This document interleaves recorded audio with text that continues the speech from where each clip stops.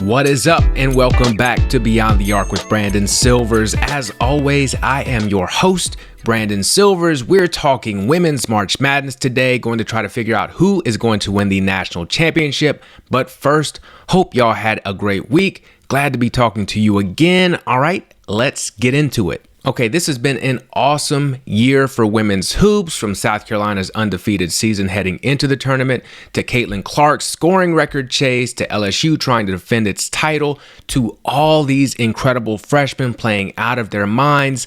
The perfect combination of great storylines and great basketball. And we still have this entire tournament left where we get even more great storylines and great basketball. Who should we be paying attention to? Who's going to win it all? There are more great teams than ever, but it's still a safe bet to assume the champion is going to be a top 3 seed. No team worse than a 3 seed has ever won the title, at least not in the NCAA era. In fact, no team worse than a 3 seed has made the Final Four since 2016. That year, 7th seeded Washington, led by WNBA All-Star Kelsey Plum, and 4th seeded Syracuse, led by one of the best defenders in the WNBA today, Brittany Sykes, made the Final Four, but Breanna Stewart and UConn won it all to cap off their perfect season. With that in mind, I'm going to focus on the teams with the best chances to win it all and sprinkle in some knowledge on some other contenders so you can sound smart and also know what games to pay attention to, since we can't watch them all, although I might try. All right, let's talk about the Albany 2 region, which is absolutely stacked. Starting off with the 1 seed, a team you may not have heard of because they're rarely mentioned on TV, the Iowa Hawkeyes and their star, Caitlin Clark. Feel like nobody ever really talks about them. Okay, obviously that's a lie, but last year's runner-up has had another amazing season. You don't need me to tell you that everything starts and ends with Clark. She's a generational talent and could conceivably carry them back to the title game, despite this appearing to be the toughest quadrant. Her ability to score and her passing ability, playmaking ability, all of that is off the charts. I cannot say enough about her as a player.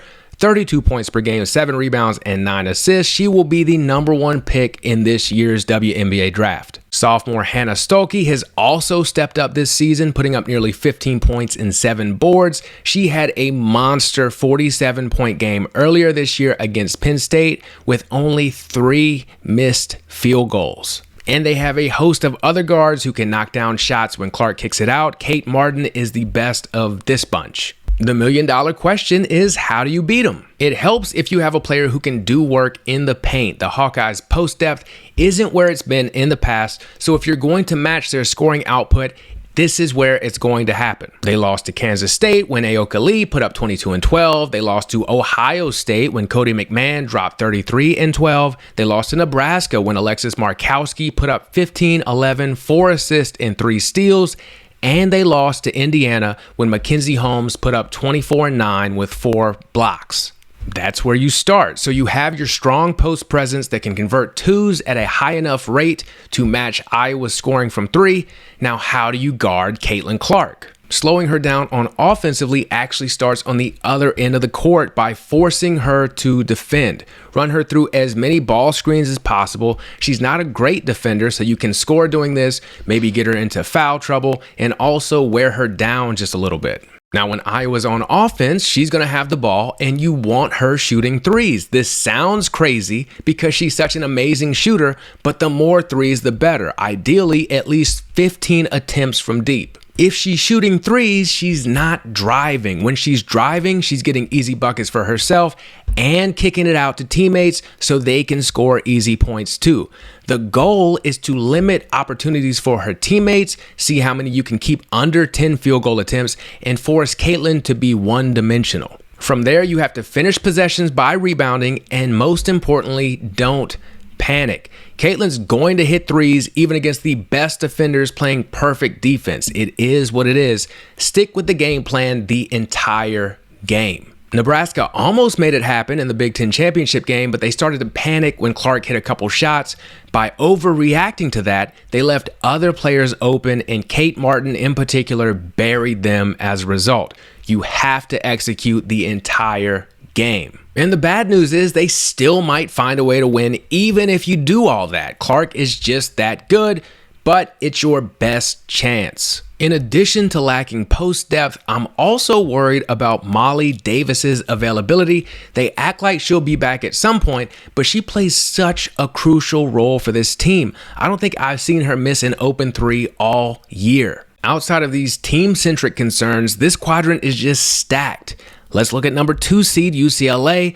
This is the West Coast version of South Carolina. They don't shoot it quite as well from deep, but they have all the other pieces and are my pick to make the Final Four out of this region. Lauren Betts is one of the best post players in the country. She makes opponents feel every bit of her size, whether it's on defense, as a screener, or establishing position in the post. Guards Charisma Osborne and Kiki Rice can both put up points in a hurry, and London Jones is just 5'4", but she battles night in and night out, and she is the three-point shooting threat on this team. And they have Iowa Hawkeyes coming off the bench and providing even more scoring. They stumbled a bit without Betts in the middle of the season, and that's why they're a 2 seed, but they have all the pieces to win a national championship. Then you have last year's national champions in LSU. They won it as a 3 seed last year, and they're a 3 seed again.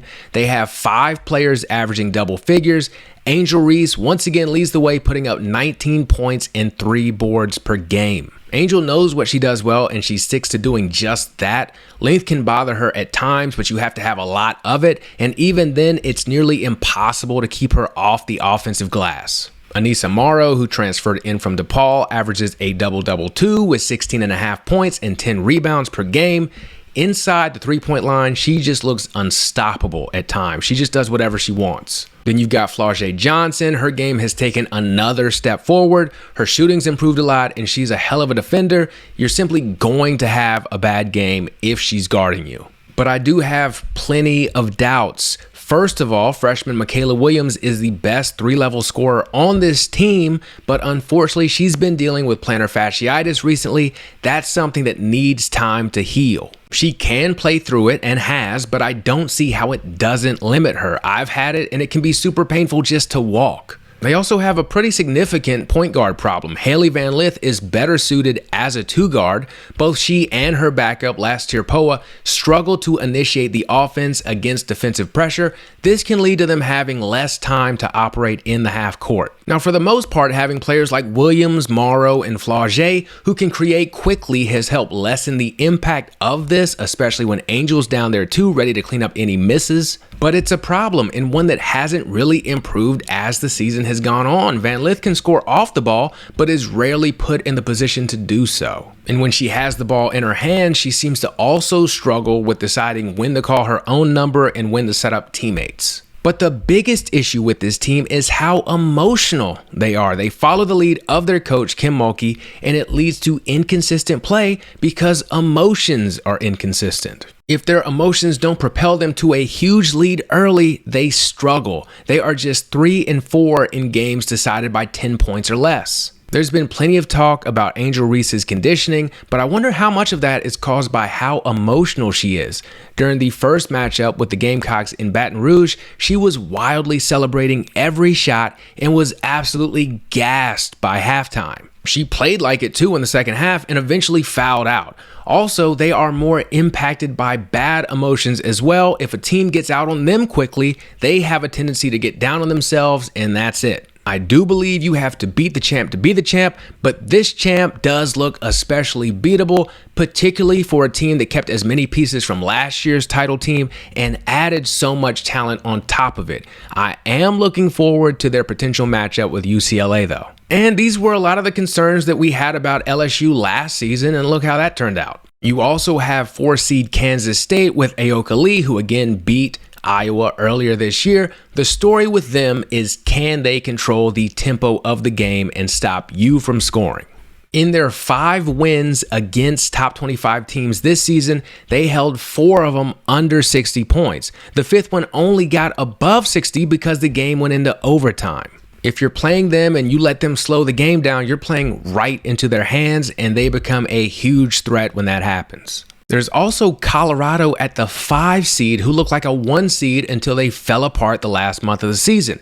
If they get it back together, they can certainly make a deep run. Jalen Sherrod is a hooper. Arinette Vonleh is hard to slow down in the post when she stays out of foul trouble. And Frida Foreman is a knockdown shooter. Keep an eye on them. But again, I think this is UCLA's region to lose. They have all the pieces outside of team three-point shooting.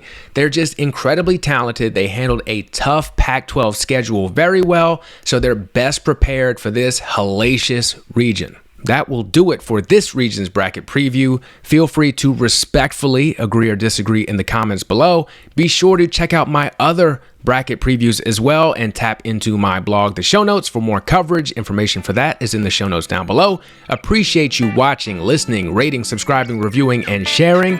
And I will catch you later.